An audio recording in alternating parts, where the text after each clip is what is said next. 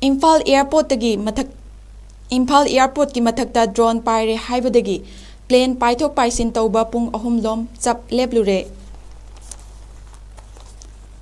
Matam amada Tulihel Airport haina khangnaraba matung haujingna Bir Tkendrazit International Airport haina khangnarakliba Imphal Airport ta ngasi nungthil amukta thokhidraba thodok ama oina airport asigi mathakta unmanned aerial vehicle UV ama natraga drone ama paiduna leire haibadagi mahosagumna airport asida tongan mafamsingdagi pairaklaga taragadaba plane ani amasung mangjaunana matam leplaga airport asidagi paikhigadaba plane ahum paithok paisin tauba yadana pung ahum lom chap leptuna leirure.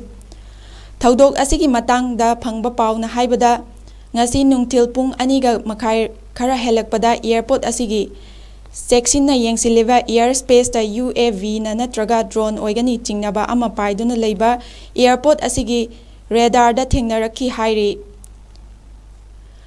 Radar na detect taurakhiwa asisu airport asi tamna pairakhiwa plane amana tanana thaurang taurakpa sakhangdaba posak adu airport asigi mathakta paiduna leiramba thengnarakpadagi airport asigi control room da pau pirakhivani hairi.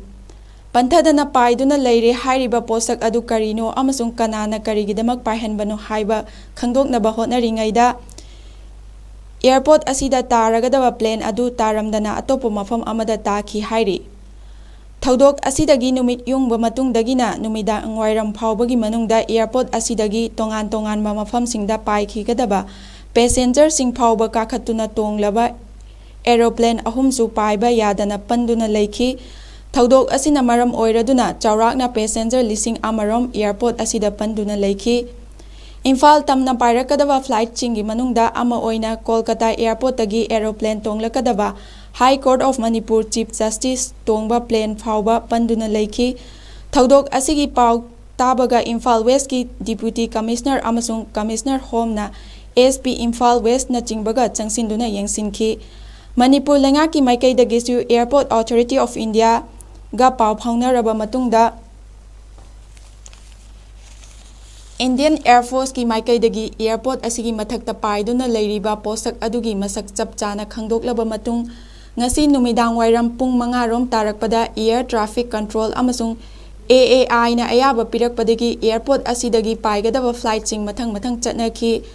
Adum oinamak thodok asina maram oiraduna paigadaba matamdagi pung ahum lom chontharakivana passenger ayambana makhoigi ticket sing cancel taunaki hairi.